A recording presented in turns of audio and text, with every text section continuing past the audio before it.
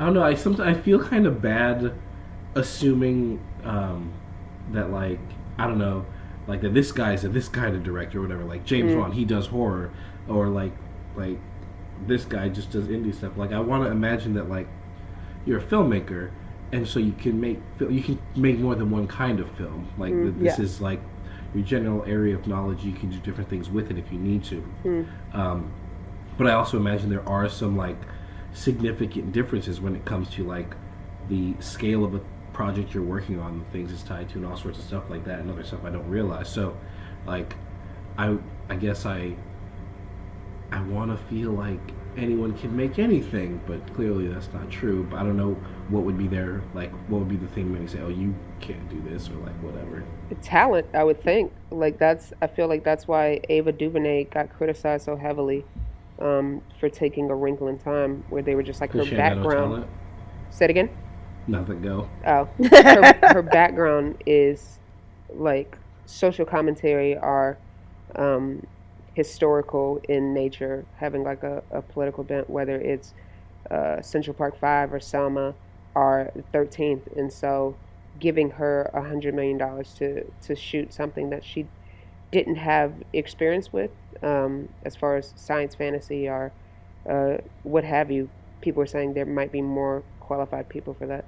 Um, I Well, know. you started with talent, but then you just said she didn't have experience with it. Well, I'm Like, saying like I feel like with certain filmmakers, that's where talent would come in.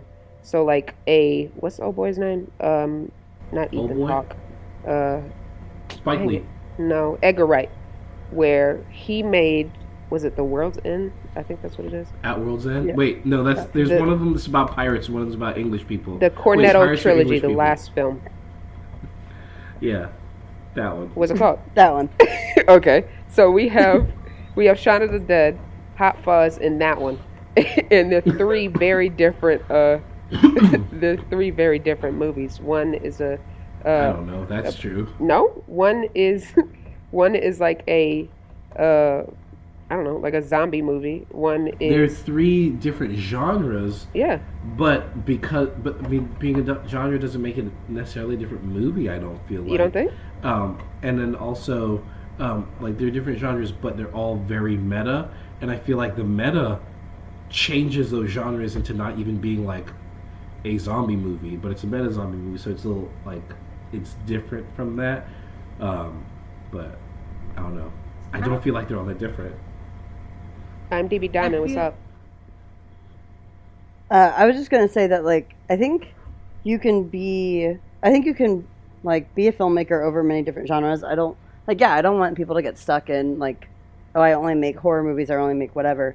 But I think there is a huge difference between a big budget blockbuster movie that's funded by, like, a big production company and anything that isn't. Hmm. Because I think there's a level that people expect to see in a blockbuster movie in terms of cinematography and every ancillary aspect of it that people that maybe are in have only made indie movies up to that point um, aren't used to certain sets of what you need to do. And like the only reason I bring that up is because in the interview that I was reading with the DP for Black Panther is that she was talking about how they didn't like there was maybe only 9 days in total. Is that what she said? Where Coogler wasn't on set, Hmm. which that's actually unheard of for a blockbuster or for an action movie. Hmm. Like normally, that's when the second unit would take over, but they didn't really have a second unit, which is I don't know. So that I guess that's where I'm kind of asking my question is like, is I guess maybe it comes down to what you were talking about. Like Ava is just it's an experience of like something that's bigger that maybe other movies are more intimate or more meta. Like I'm not sure if I would say Edgar Wright has ever really directed a blockbuster, Hmm. a quote unquote blockbuster. I think he's directed a whole bunch of different types of genres, but I don't know if he's done something that would be qualitated as a Hmm. blockbuster. And I think I don't know. So I guess there's a maybe it is kind of comes down um, to experience and whether or not necessarily if you're hiring other indie directors and indie cinematographers, but whether or not you're hiring people that are also experienced and have had experience in a blockbuster to help you make a movie that maybe you didn't have as much experience in when you were first making it. Nicole, did I cut you off? Yeah, but it's irrelevant now, so it's fine. Sorry about that. I don't know. Do you guys feel like Tarantino is Oh, one wow. of do you feel like Tarantino is one of those people who could jump around and do different things? Because I mean, I feel like Kill Bill is very different from like a Pulp Fiction, but I feel like there's different ways things can be different, right? Because like when you were talking about Edgar Wright and stuff, and like even out with Tarantino, it sounds like you're talking about different styles and kinds of movies.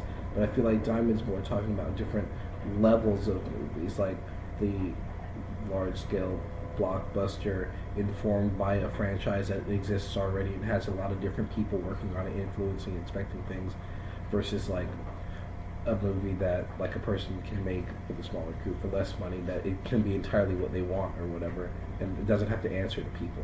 Am I understanding you guys? that's where I'm coming from. Yeah. Yeah.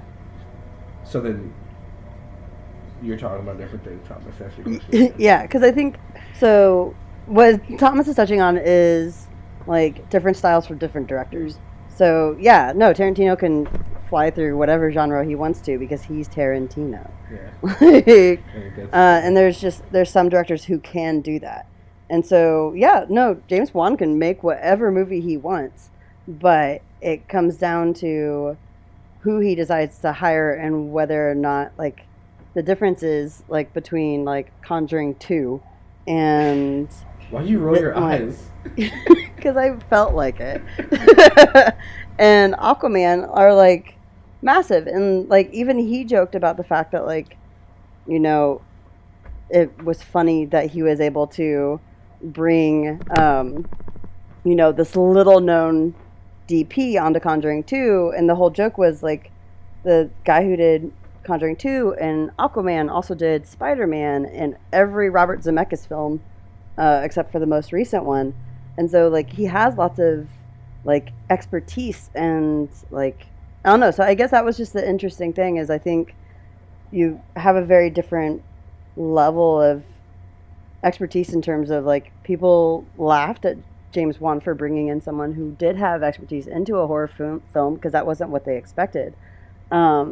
And like, but they got Say that again. like they just didn't expect him to bring somebody from like who had done films like Forrest Gump and stuff like that into making a horror movie, and then and just I don't know. It was I think it's just a level of expertise. I think people just didn't expect the like some like I don't know. I guess horror movies are tend to be, and maybe this is why I rolled my eyes, something that you don't really expect a lot out of in terms of quality. And so, I know, right?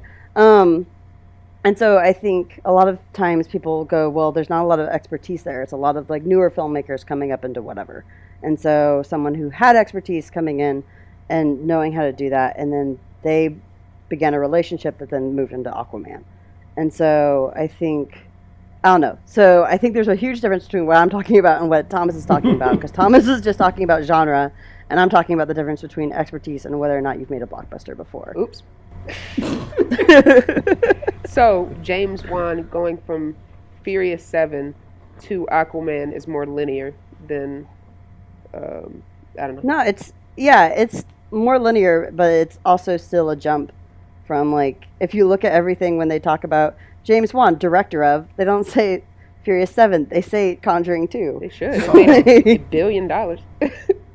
But I don't know. But once again, we also have that comparison between him and Coogler, who also had done blockbusters, but had also brought his, like, he had a different flavor in terms of bringing that in. It was just, like, I guess some of it is just maybe this article that I read, just the difference between how they went about making their superhero blockbuster movies is, like, one went about it into, yes, I'm going to make a blockbuster, and I'm going to do it the way blockbusters have been made, but make it cooler. And the other one was going to make, I'm going to make a blockbuster, but make it the way I would have made an indie film. When you say Coogler in a blockbuster, are you talking about Creed or are you talking about Black Panther? I'm talking about he went from Creed to Black Panther. Gotcha. If we're gonna start from where, like, the movie that came before it. So Wait, you're saying Curious. Creed wasn't a blockbuster? See, that's what I was asking, if Creed was a blockbuster or not. I thought you were going Fruitvale Station to Creed. I'm talking about the not blockbuster to blockbuster, but no, I went. Yeah, so Creed. Gosh, this is too confusing. So yeah, no, Creed I considered a blockbuster. Fruitvale Station was not. right. But he made Creed and he made Black Panther like he would have still made Fruitvale Station. Gotcha. Okay. Whereas James Wan went and changed, like, he already had a different style, but he kind of more went into, I'm he didn't moving have into the the situation blockbuster where he style. wasn't on set. He did use his second unit. Right. He did use the other people he had around him, but he was just going to add more visual effects, make it new, make something on top of it, instead of trying to more humanize the blockbuster. Gotcha. Which, from all the conversations around Black Panther, it was more like trying to make the blockbuster not feel like a blockbuster. I get So all of the crap that I said, I guess more comes down to the question of which works better, embracing the blockbuster or trying to change it. This is hard to say because one of those movies is better than the other, but I don't know if it's because of these reasons or not. I think that with Coogler movies, it's extremely personal, where like you see like a thread of Oakland through every single film he does, whether it's Fruitvale or Black Panther, and so like that personal aspect of it, where he's treating it essentially like an indie movie. I feel like that in that situation, it helped make a better movie. So I would say like which style is better. I'm gonna cop out and say it's on a case by case basis. I'm not gonna cop out. I'm not right now. I'm copping in. What's your answer? My answer is, it depends what Nick. what you want. No. Naysayer here, It's boy. not case by case, but like think of like I think in terms of hitting your target, I think James Wan hit his target for a very, very blockbuster. It's exactly like the wow. Okay, this isn't gonna sound how I mean it, but the peak of blockbuster filmmaking. It's like all of the things that blockbusters do, but just more. Like they're visually engaging. There's a lot going on. They're dynamic and bombastic, and you get that with Aquaman. But you also don't go see the movie and think like, I'm gonna get a good story out of it. And guess what? You didn't from Aquaman. So it's just like the good things are heightened and the bad things are heightened. So you get more. Like he really made a blockbuster, and guess what? He's getting paid for it now. And like Black Panther, if these are like the two we're comparing, like I don't think it felt as blockbustery. I do think it was better in spite of or because of that. I don't know, but like if his goal was to make a blockbuster like he makes his smaller movies, then he did that, and it felt like it, and he got as good a movie as his other movies, but it didn't feel as blockbustery. So like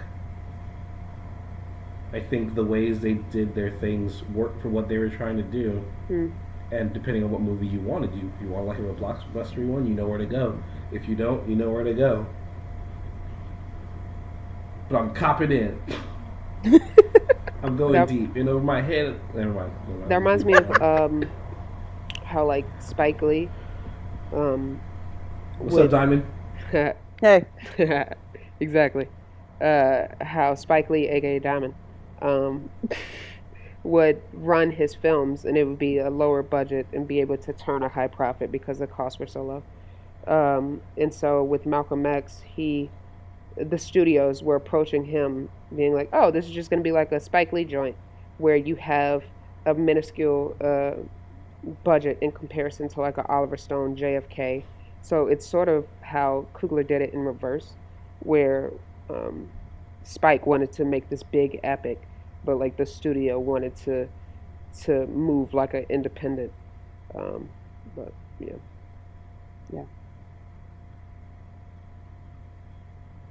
no, I just thought it was an interesting thing. Like, I think for me, it was just like I had more fun with Aquaman, but I love Black Panther because I think it's in general a better movie. But like, I think, like, I don't know. It's just an interesting thing is like that they exist on kind of two different planes, like while being a superhero blockbuster franchise movie. So I don't know. It was just something interesting that I just noticed, and since we had already been comparing Aquaman and Black Panther, figured I'd bring it up. Thanks, Toriman.